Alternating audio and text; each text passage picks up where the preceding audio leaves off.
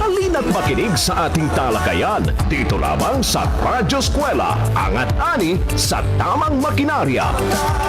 Inaanyayahan po namin ang lahat ng 2020 Farmers Cooperative Association o FCAs. Maging ka-eskwela na po kayo dahil bukas na ang enrollment para sa inyo. Pumunta lamang po kayo sa ating FB page na Radyo Eskwela PH. I-click po ninyo yung Google Form link na makikita sa kaliwa ng ating FB page para po magsimulang mag-enroll. I-click po ang Luzon kung kayo ay taga Luzon. Diyan po sa ating Google Form ay kailangang ilagay ang mga hinihingi at importanteng impormasyon. Ilagay ang inyong email address, ang buong pangalan, edad, at markahan kung ano ang inyong kasarian. Ilagay din po ang inyong cellphone number. Piliin kung anong rehiyon kayo kabilang. Piliin po ninyo kung saan ang inyong lalawigan. Hanapin ang inyong munisipyo o bayan. Hanapin rin kung anong FCA kabilang. I-click ang next. Makikita at maaari na po ninyong sagutan ang ating pre-test. Matapos po ang pagsagot, naka-enroll na po kayo sa Radyo Eskwela.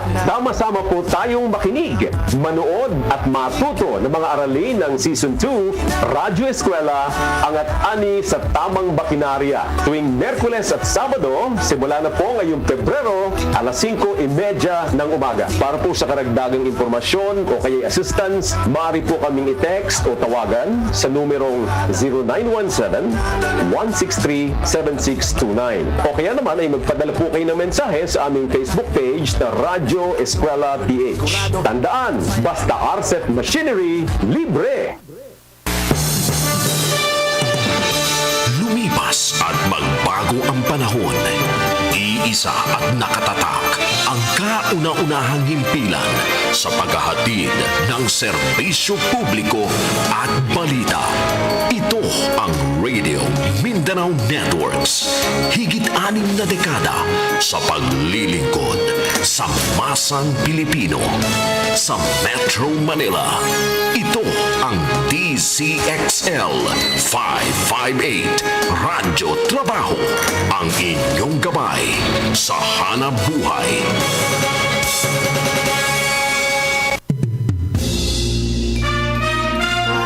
Malaki man o sa maliit na paraan, pwede kang maging bayani sa sarili mong kakayahan. Kwentong Bayani. Tunghayan ang mga storya ng bawat individual at organisasyon na siyang magbibigay ng inspirasyon sa mga komunidad, lipunan at sa bawat mamamayan. Kwentong Bayani. Kwentong Bayani. Kasama si Jojo Armenta at Radyoman Jenny Pahilanga sa Kwentong Bayani. Dito sa DZXL 558 Radyo Trabaho tuwing Sabado alas 10 hanggang alas 11 ng umaga at sa Facebook page ng RMN DZXL 558 Manila. Kwentong Bayani. Kwentong Bayani. Hatid ng Benita at Catalino Ya Foundation at ng RMN Networks.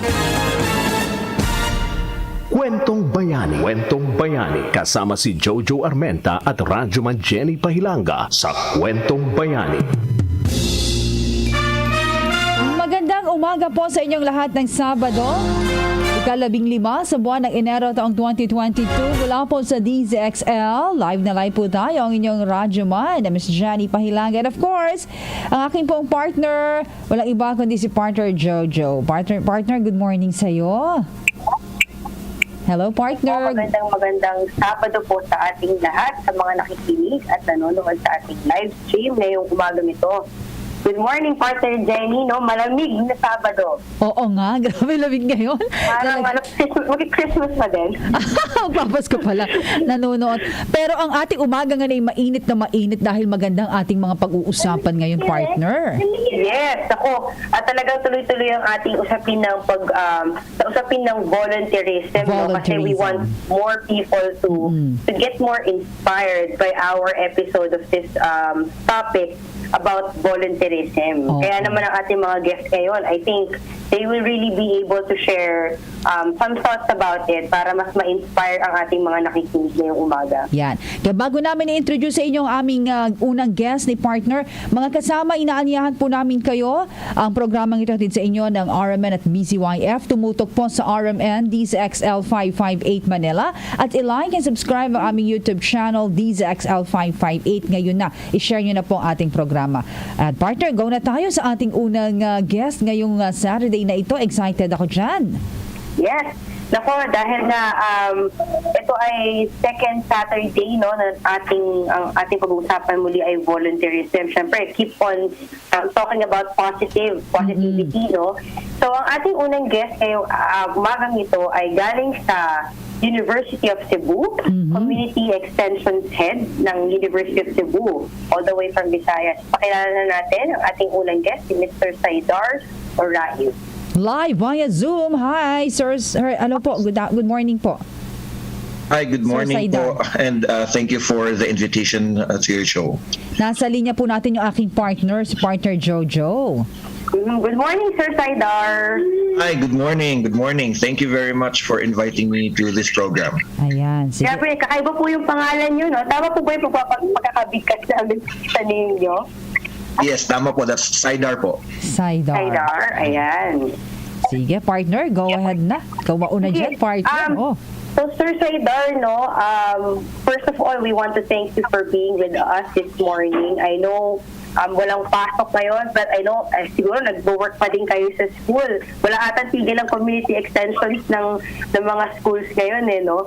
Sir Saidar, gusto muna namin kayong kamustahin kasi 'di ba there was a recent storm na nagdaan sa Cebu, and we want to ask how are you guys doing, specifically in Cebu City after the storm? Yes. So basically, no, to my recollection, Super Typhoon Odette was one of the strongest typhoon that hit Central Visayas, specifically us here in Cebu. I cannot just imagine the impact it brought to us Cebuanos. Right after the typhoon, the city fell into darkness. Water became scarce. Gasoline people are lining up for gasoline, people are lining up for ATM, people are squandering along the streets looking for food. They're also looking for water. They're lining up just to get potable water. It's really something that we did not expect to be an outcome of that particular typhoon. Yeah. Grabe pala, no? Partner, yung naranasan talaga dyan sa Cebu. Sir Saidar, nararamdaman namin yung mga habang kinukwento nyo, parang pelikula na umaano sa aming isip ko anong itsura, no? Pero Sir Saidar, ano yung mga initiatives, no, na ginawa po ng inyong department at ng University of Cebu sa ganito pong klaseng kalamidad? At papaano po kayo nag-partner o nakipag-partner po sa BZYF? Okay. Especially in my office, that's community extension department that I'm heading with. We normally initiate the relief drive or the donation drive in case of disasters, may it be typhoon, fire, or whatsoever. Now, this time, with this magnitude of impact to the Cebuano community, right after the typhoon, no, our university chancellor, Miss Candice Gutchanoy, she made what we call this one, kinumusta niya kaming lahat, no, mga empleyado sa university. And upon knowing that we're all safe and after knowing that others are heavily affected, she sent help.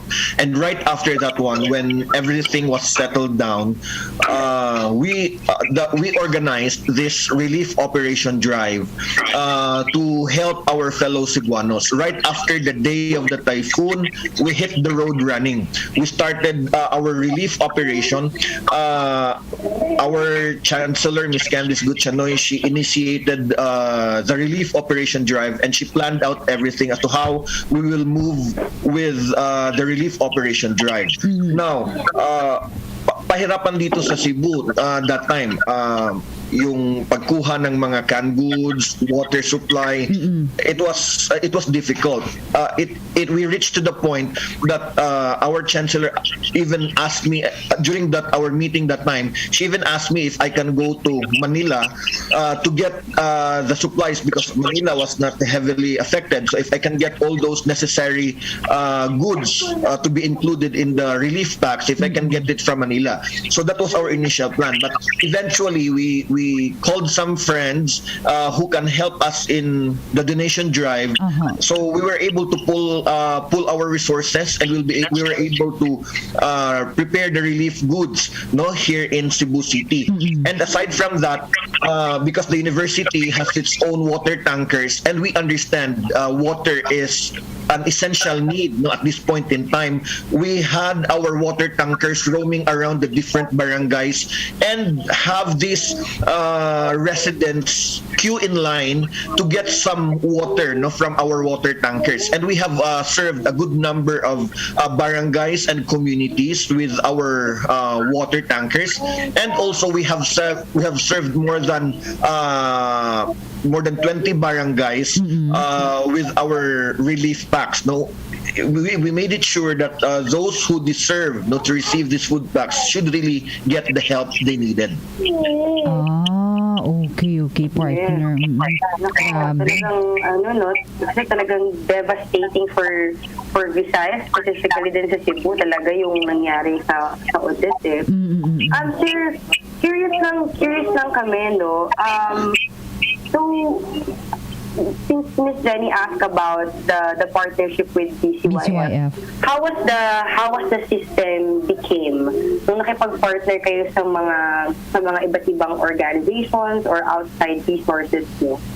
Yes, BCYF was the mother umbrella where UC is a member, and then there is this the NEC CSR, the what they call the education umbrella of the corporate social responsibility, where the University of Cebu aligns its programs and services with respect to corporate social responsibility. We align our advocacies, we align our services, we align our programs that of BCYF.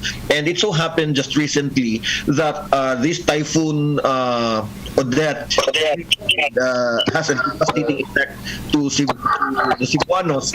And what we call this one, BCYF and Shell Foundation had their own initiatives.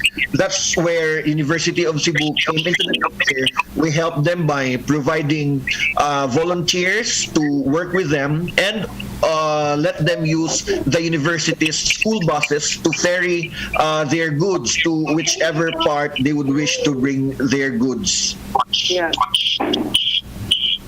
Okay. Ayun pala, partner. Yes, partner, Jojo? Yes, ako, medyo nawawalan ako. Pero yeah, I heard it, Thank you so much for sharing that. And then po naman, since we're talking about volunteerism, Sir Saidor, gusto lang din namin malaman, what do you think is the impact of volunteering in the school system related to what you guys are doing in community extension? Yes. So volunteering plays a very crucial and vital role in doing community work. Volunteering makes a significant contribution to our community. Volunteering helps build more cohesive, safe, and stronger community. It increases the social network between communities and neighborhood. So with the things that we have done, the volunteering act that we have done, we have made a better communication, a better relationship with the different communities surrounding the university. With that, we will be able to have a harmonious relationship within our internal community and as well as our external community. Those communities who are surrounding our university. And if we're able to work better with them, we're able to coordinate better with them, then we can work cohesively. We can work together and shared the same understanding and shared our goals and our visions, then we'll be able to create a better community, a better society for Cebu City. Okay, maganda nga maganda yung partner Jojo and Sir Saidar, yung yung sabi nga nakita yung inyong pagtulong at pagkakaisa diyan. Pero Sir Saidar, how can you po personally practice yung pinag-uusapan nga natin ngayon na isa rin yan sa yung CSR 3.0, yung tinatawag po nating personal social responsibility. Yes. So when we talk about personal social responsibility, it talks about our own self, no. So of course, for you to be able to carry out that personal social responsibility, you must do what your heart tells you to do. If your heart is for service, then you do service. If that what makes you happy, you do what makes you happy. If you love serving the community, then you serve the community. You start it on your own way. If it takes you to start within yourself, packing your own relief goods for one to 5 person, because you're starting it with yourself, and you share it to them.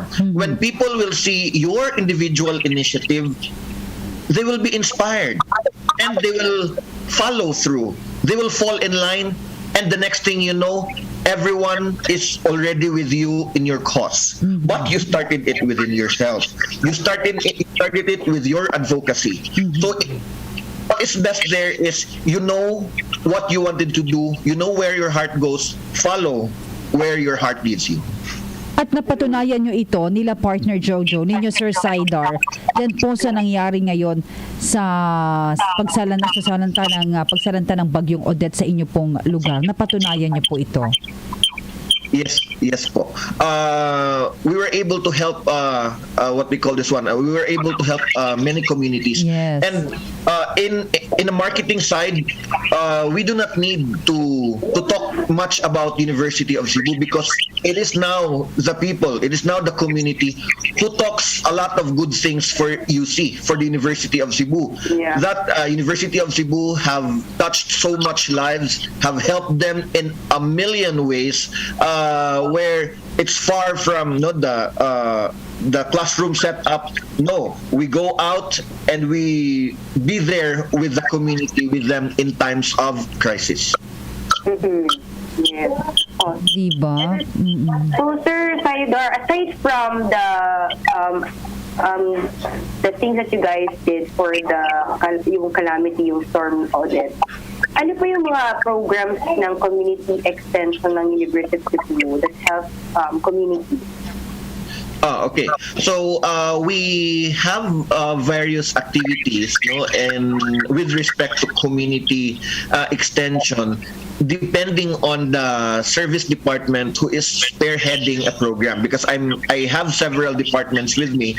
We have nursing, for example, nursing will also initiate programs relative to health and wellness programs that the community will benefit. For example, if from our needs assessment survey we found out that this particular community, there's a rising case of dengue, for example. So our nursing department will go to that particular community and will have awareness program relative to dengue and how to combat dengue and what to do so that they will be out of danger, when we talk about dengue.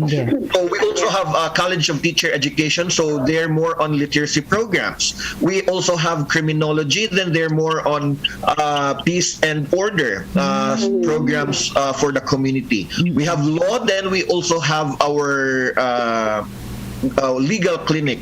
For medicine, we have our, what we call this one, medical missions, and many programs depending on the what they call the implementing college of the particular program. Ang dami pala, no? Partner Jojo, Sir Talagang Saidar. kinoconnect pala talaga nila sa mga courses, no? Correct. Yes, a specialty nila. Ayun. Galing, oo. Dapat maging role model University of Cebu sa iba't ibang schools and colleges. Galing. Ayan, napangiti tuloy si Sir Saidar. Okay. So, ayan. Sir Saidar, meron ho ba kayong mga, pwede ngayon, tutukan din po at puntahan na ating mga tagapakilig at nanonood sa atin sa RMN DZXL 558 Manila, of course, the BCYF, na pwede ho naming makita at mapuntahan, o kung tumulong man, kasama po dyan. Ano po yan sa social media? Meron po ba? Meron po kaming website sa University of Cebu, uc.edu.ph, and you can also look up for the University of Cebu FB page. We constantly post our updates on the different activities that we are conducting relative to relief operation and other important information that the university would wish to announce to the community. Then we post it into the different what we call this one, outfits, no, of the university, and we also have our own UC Cares page as well. Okay. Yun. Good. Thank you so much, Sir Saidar. Welcome po. Thank you din po for inviting me to this program. Any message po, Sir Saidar? Partner, hinga natin ng message sa Sir Saidar. Tsaka, kamusta po kayo ngayon dyan kumpara po nung mga nakaraang bagyo? Medyo okay na po? Yeah. At first, as I've said, no, the entire city fell into darkness. Lahat walang ilaw. Aside lang po doon sa mga establishments na may generator.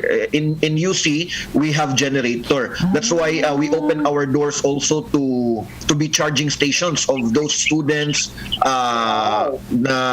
students and community residents na walang ilaw and they wish to charge their mobile devices because they need to contact some of their family members or their family back in the province where they came from, but they're here in Cebu City because they're studying.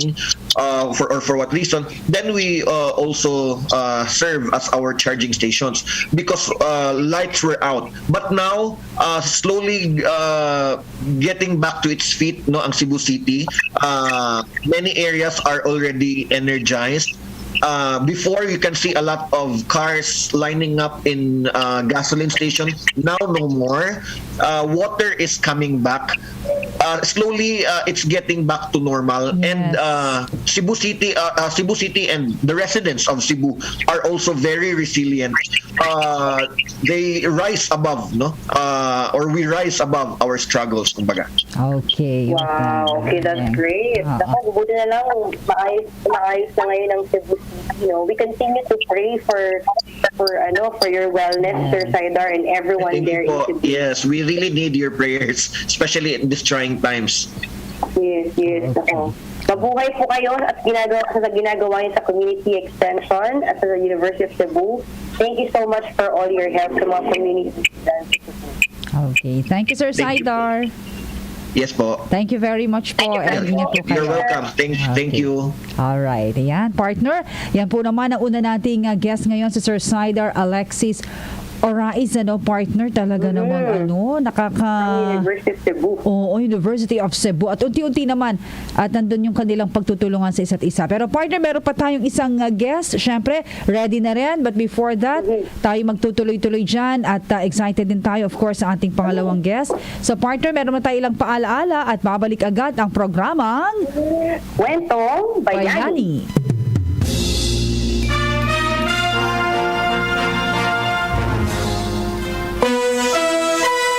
Oras 10:27 in the morning. That time check was brought to you by ACS Manufacturing Corporation, ISO certified world-class quality. ACS. That news was brought to you by ACS Manufacturing Corporation, ISO certified world-class quality. ACS. Starbucks, Starbucks, wax. Starbucks, Starbucks, wax. Always remember, sa paglinis, pagkitawin ang sahig. Mrs. Starbucks, Starbucks, wax. Kitang na to the max. Starwax, ang #1 floor wax. May waterproof formula. Buhusan man ang tubig, balik yung tabang sahig. Starbucks, Starbucks, wax. Kitang na to the max, max, max. Starwax Floor Wax, manufactured by ACS Manufacturing Corporation, ISO certified world-class quality. ACS.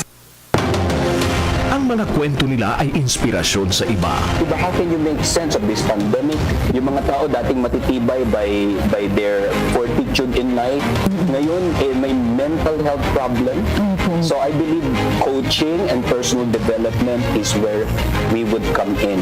Why personal social responsibility? Kasi I felt kailangan natin itong isabuhay dahil ika nga no, we have to walk the talk. We have to try to walk the talk. Ang mga hakbang na kanilang ginawa ay malaki ang naiambag para sa pagbabago sa buhay ng bawat isa. I initially started a youth organization for the youth, regardless of what their age, just for them to be of service. Kapag pinapainom ko sila ng kape, tumitigil ang putukan at nag-uusap at nasusulong ang usaping pangkapayapaan. Pakinggan ang kwento ng bagong kabayanihan sa Kwentong Bayani. Kwentong Bayani, kasama sina Jenny Pahilanga at Jojo Armenta tuwing Sabado alas 10 hanggang alas 11 ng umaga sa DZXL 558 Radyo Trabaho. Ang kwento nila para sa iba ay bayani ka. We started this program ho because we wanted to show how heroic Filipinos are. How there are so many wonderful people, men, women alike, many young, some quite old, working to better not only themselves but their neighbors and indirectly therefore the country. Kwentong Bayani, hatid ng DCYF at ng RMN Networks.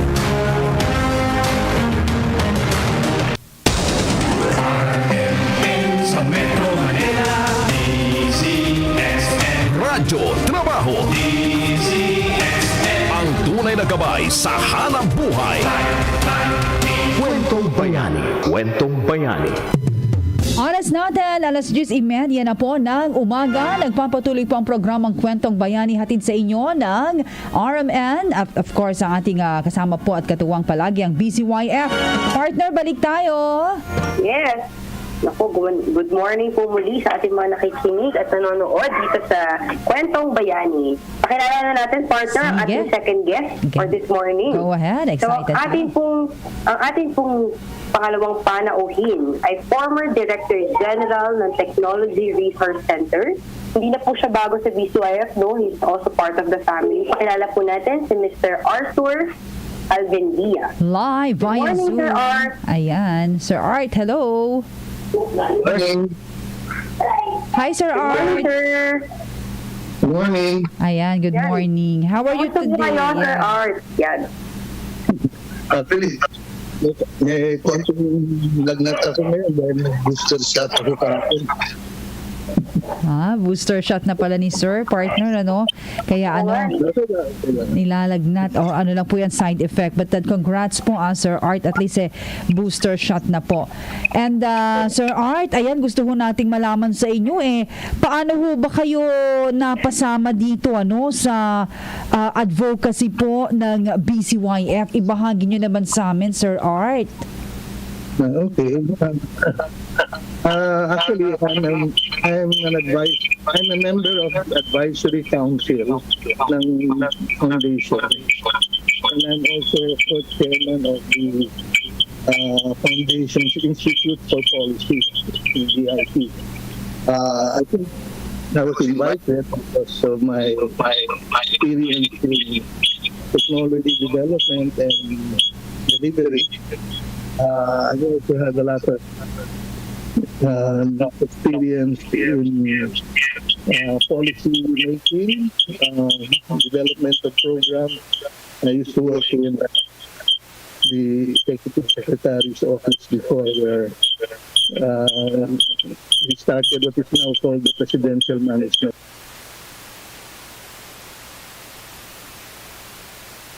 Okay, ayan, medyo nawala po. Partner, saglit lang medyo, ayan. Sir Art? Ayan. Ano po uli. Ayan, nawala po yung ating, sige, ayusin lang po natin, So, si Sir, Art po, mga kasama ang ating kabahagi ngayon. Partner Jojo? Ayan. Yes. Medyo inaayos lang natin may some technical, problem. Medyo kasi, nagpi-feedback, partner, narinig mo yun? Oo nga, narinig ko. Akala ko nga sa line ko lang pero yung pala. Oo, kay Sir Art. So, maganda, dahil siya ay talagang napasama dito sa advocacy ng BCYF. Actually, hindi na siya, matagal na talaga din siyang resource person pag may mga talks and talking about innovations, corporate responsibility. Yan. So si Sir Art talaga yung one of the people na sinasama lagi ng BCYF. Oo nga, at maganda marinig din natin sa kanya ano ba yung talagang sabi nga kanyang naging bahagi dito at syempre maging inspirasyon sa ating mga nakikinig at nanonood sa ating programang Kwentong Bayani tungkol dito sa ating pinag-uusapan pa rin partner volunteerism, hindi ba?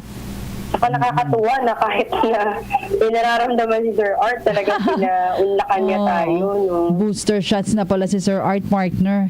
Side effect lang, oo. Kaya antay-antay lang ta. Okay na. Sige, Sir Art, hello! Good morning po. Ayan. Hi, sir. Hello. Yan, okay na po. Sir Art, please continue. Partner, tuloy-tuloy na Sir Art. Yung inyo pong bagiging bahagi ng advocacy po ng BCY. Pakituloy po. Sige po, sir. Well, so one of the things we've done is I participated in this yung Innovation Awards where the foundation worked with BOST to pilot yung mga some of the promising technologies that have been developed by private sector or by government, no? So I think that's very important that we recognize itong mga bagong bayani na yan who dare to invest their money and their passion to start new solutions, what I call systemic solutions to the problems of a sector, yung productivity problems nila, yung competitiveness. It usually takes new technology to do that. And that's what we've done.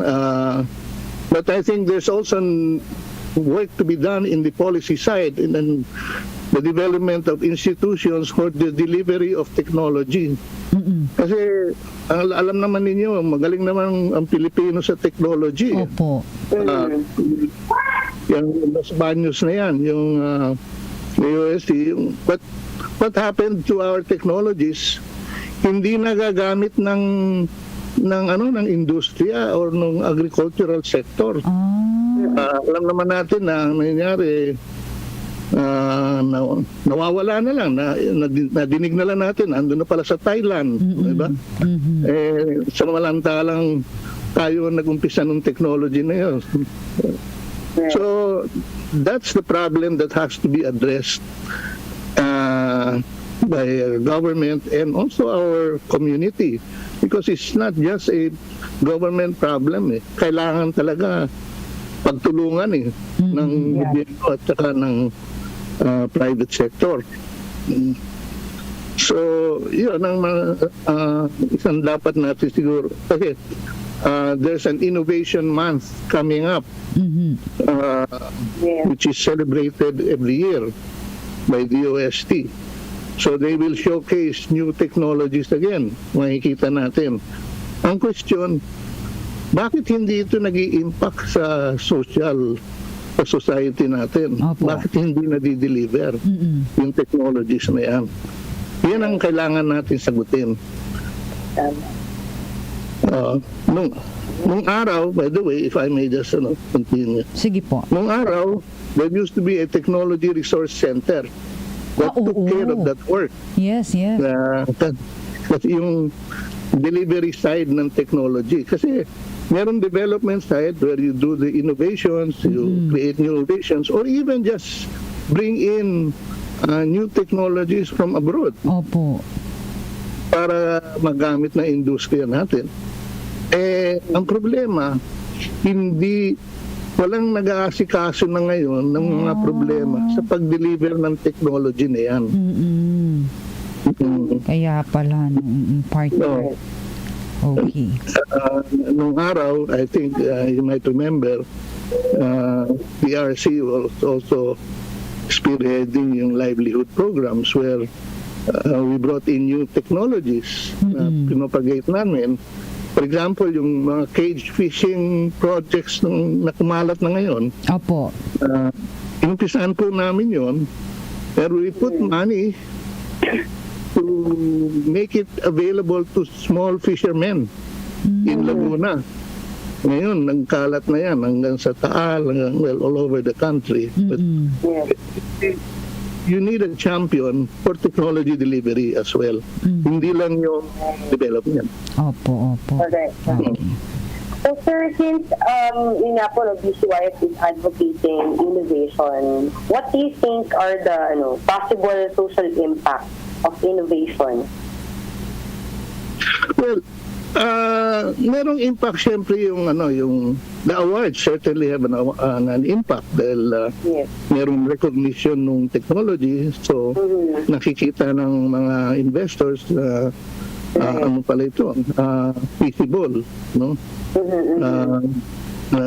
Kikita naman pala yan, so yun, that's important. But ang nagiging sadly we just stop there kasi it takes a whole system, a network of institutions to work together para yung technology na yan ma-deliver. Opo.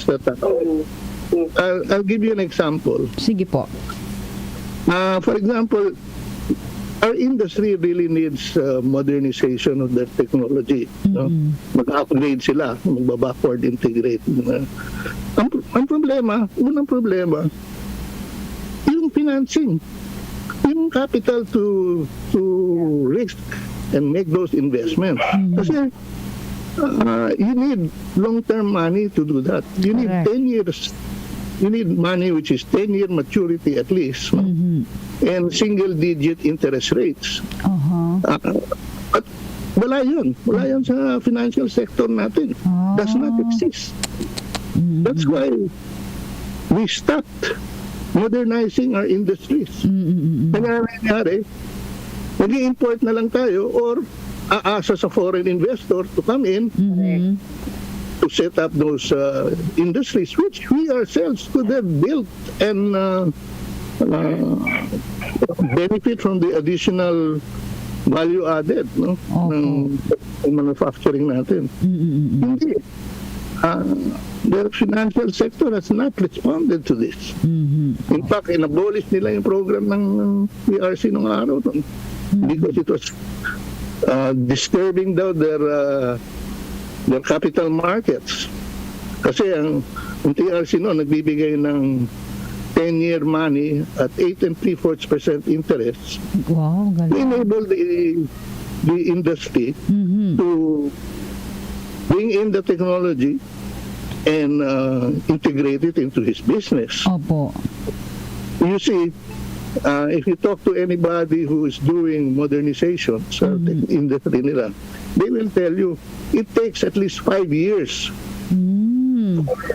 for your cash flow to become positive pag nag-set up ka ng bagong technology. Opo. 5 years.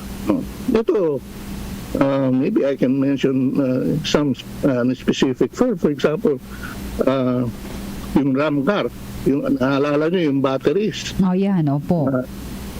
Yung batteries na yun, yung RAM car was the only enterprise that became integrated. Kanya naging competitive yan.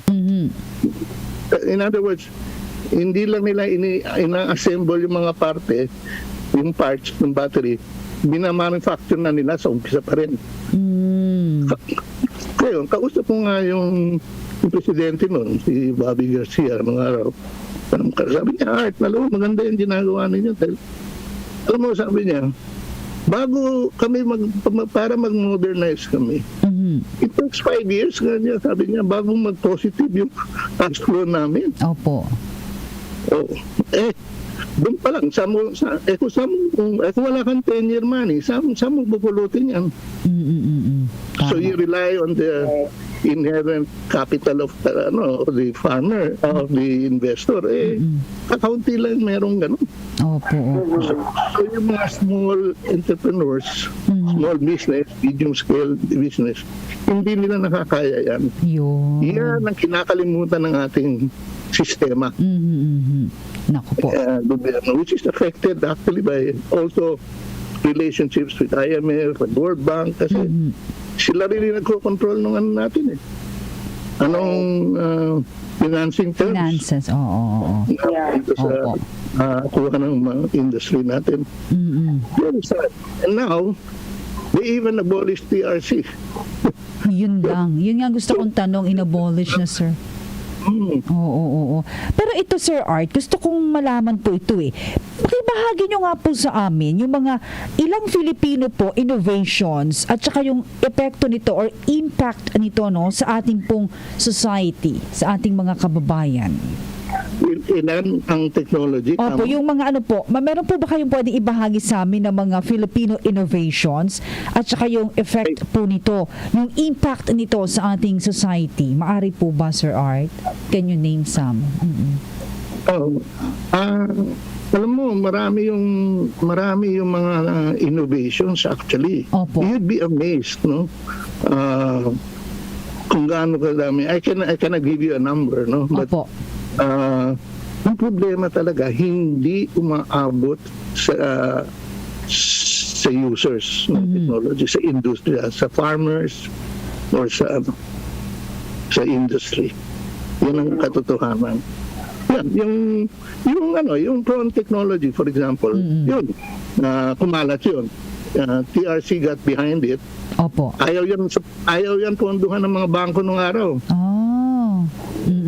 Pero sabi namin, hindi, bagong technology yan. Bakit na hindi natin supportahan yan? Another one is seaweeds. Yung seaweeds sa Cebu. Again, din. yung processing yan, na-create namin, pinondohan namin yan. Yung yung mango puree, yung mango juice ng araw. Opo. Yun, sinuportahan namin yun dahil ang kagaya nun, yung processing ng mango, you need to have a continuous supply of the raw material.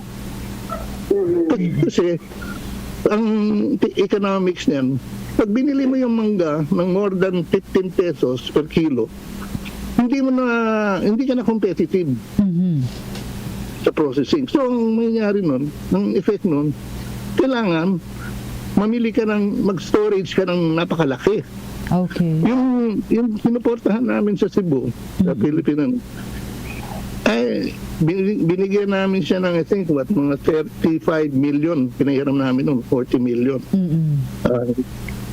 Ang ginawa niya, he had a 1 hectare, 4 hectares planted. Pinuno niya ng mga storage. At ang ginagawa niya, namimili siya ng mangga only in May ng mataas ng bagsak ang presyo. Oo. But you see, it takes that kind of talagang decision yan at resources to make things happen. Yan ang hindi nakikita ng ating mga policy makers. At siyempre, yung malalaki lamang na may kapital ang nabubuhay. Samantalang yung mga medium scale, small na yan, hindi yan nangyayari sa kanila. Okay. Yes. So sir, I think yun din yung nagiging dahilan minsan kung bakit sinasabi ng mga innovators na parang hindi nila nasi-feel yung support ng government or any other higher people that can support them. Oo, kailangan pagtulong-tulungan kasi lalo na yung financial sector. Alam mo, mga NGOs natin, for example, gustong tumulong na may pera yan, na sila may pera na ganyan. Pero hindi yan dumaabot sa kanila. Hindi tumutulong sa ganyan. Kasi sa kanila, yung technology risky. Okay? Pero kung i-organize mo yung project na nandiyan yung technology, link mo sa market, meron kang technical support, makakayang gawin. Pero kailangan pagtulong-tulungan. So sir, ano sa tingin niyo yung since bihasa na po kayo no sa larangan sa sa industry na to for so long, and you've seen a lot of innovators and inventors already na Filipino na dapat tulungan. Ano sa tingin niyo ang pwedeng magawa ng either private sector or the government to help these innovators, to shine, to be recognized? Well, I think there are a number of winners, winning technology. Ang problema diyan is how do you now bring together the various resources that are needed to launch the enterprise. So, ang unang-una, kailangan mo na yung business model mo that defines the relationship among the capitalist, the technology owner, and the users of the technology. Kailangan ayusin mo yan. Kailangan pag-usapan nila. Kasi, alam mo, kanya-kanyang interest eh. Nandyan yung technology owner, ayaw i-share yung technology dahil tatakot siya, mawawalan siya ng control. Okay? Yeah. Nandun naman yung financing sector na sinasabi nila, hindi, kailangan, meron kaming equity control dyan. Ganun. Tapos yung market, nandyan din. Paano naman siya benepisyo kung napakamahal na ng technology? Opo. So, these are relationship issues and problems that can be addressed kahit na on a project-to-project basis. Tapos, pag nakadevelop ka na ng tamang business model, yan, pwede mo ikalat. Opo. For example, I'll give you an example. Yung Grab, di ba? Yung Grab, mga taxis, mga motorsiklo ngayon. That's a business model that has worked for the small fellow. Kahit na wala siyang kapital, nakakasali siya sa isang network na sinusuportahan niya sa market niya, di ba? Sa operations niya, sa capital niya, gano'n. Yun, gano'n. Okay. We should develop an eye. Lalo na yung industry leaders natin. They should have this kind of focus, vision. Ang problema, yung mga business leaders natin, kung yung mga big business na yan, many of them don't care for that because leading na sila, winners na sila sa market. They don't need to innovate. Opo. Siguro po Sir Art, napakaganda po nung yung mga binabahagi sa amin, Pero hingan po namin kayo sa pong advice ating mga kababayang Filipino, at saka sa mga inventors who would want also to innovate, how they will start, at saka inyo pong parting words or inspirational message sa ating mga nakikinig po at nanonood ngayon sa ating programa. Go ahead po, Sir Art. Okay. Kung pakinggan niyo yung problema, parang napakalaki. Opo. Paano mo na papalitan yung buong sistema ng pag-develop? Ano ba yung systemic solution natin? So, unang-una, we must have a framework of attacking the problem. How do you do it? Okay. If you look at the problem, if you look at the systemic problem as a forest, the problem is like a forest. Diba? The question is, how do you change the forest? Diba? You change the forest by changing the trees. Diba? Pag dumami yung isang klaseng tree, change it. Then how do you change the trees? You change the seed. Di ba? Opo. Ano ka ng bagong organizing principles and institution or business model na uubra. So, you reduce the problem to a project enterprise. Kaya mong, which can be done if people just, ang dami naman mababait na tao at magagaling, and have the resources. So they come together and work together. We can plant the new seeds and start the seedlings for systemic change. Hindi kailangan ng revolution, hindi kailangan ng napakalaking capital to do to change the nation, actually the industries. If you establish, tingnan mo, Nadidinig na natin nung araw yung lechon manok, di ba? Lechong manok, opo. Lechon manok became famous. Yes. Kumalat dahil Opo. nag-click yung business model niya. So, ganun. Opo. But you just have to come up, you work together on the right business model. Okay, ayan. Masyado tayong focus na external Alam mo, nakikita lang natin yung technology or yung capital. Hindi natin tinitingnan yung organizing mechanisms. Opo. Yung relationships ng mga tao. Alright. Sige po, ayan. Yun ang masasabi ko. Opo. Yes, Sir Art. Okay. Anyway, sir, napakaganda po yung mga binibitiwan sa aming mga mensahe at inspirasyon. But of course, sir, maraming salamat po sa inyo na binigay sa aming pagkakataon sa umagang ito. At muli po, ingat po kayo, sir. At kayo may booster shot. Lilalag na. Thank you for your time. Nandyan po kayo para sa amin. Magandang umaga po, Sir Art. Thank you po. Sige. Thank you po. Thank you po. Ayan, partner sa Sir Arthur Alvendia, former Director General ng Technology Resource Center. Partner, ano ba ang ating aabangan din next Saturday bago tayo magpaalam na ating mga nakikinig at nanonood? Go ahead, partner. Yes, so dahil nasimulan na ni Sir Art na we're talking about innovation. That's one of the advocacies ng BCYF. So, we're leaning towards talking about innovation along the way hanggang February kasi ang February is a highlight month ng BCYF talking about innovations talaga. So, we're celebrating Philippine Innovation Month next month, February. So, kaya naman, iniimbitahan po namin ang lahat. Bukas na po ang yung call for applications and nominees ng BCYF Innovation Awards. At ang deadline po yan ay sa February 14, Valentine's Day. So, kung meron po kayong mga kilala na innovators, na gustong na pwedeng matulungan through this award, pwede niyo po silang i-nominate or that's you who wants to share your work to nationwide, pwede po kayong mag-apply for BCYF Innovation Award. Okay. And they can visit also our social media, sa BCYF, partner? Yes. So, continue to follow us sa BCY Foundation Facebook page.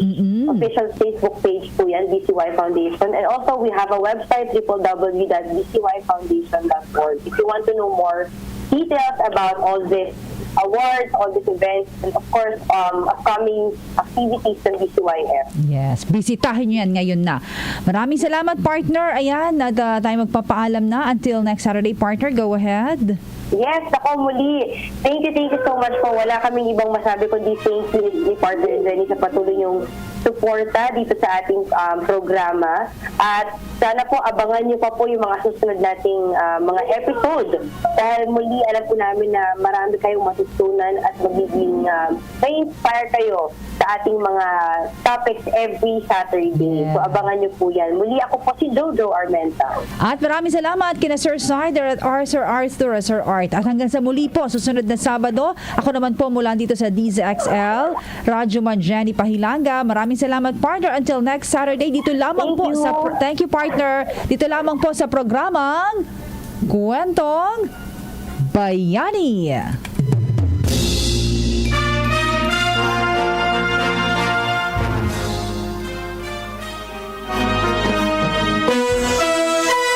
Oras 10:57 in the morning. That time check was brought to you by ACS Manufacturing Corporation, ISO certified world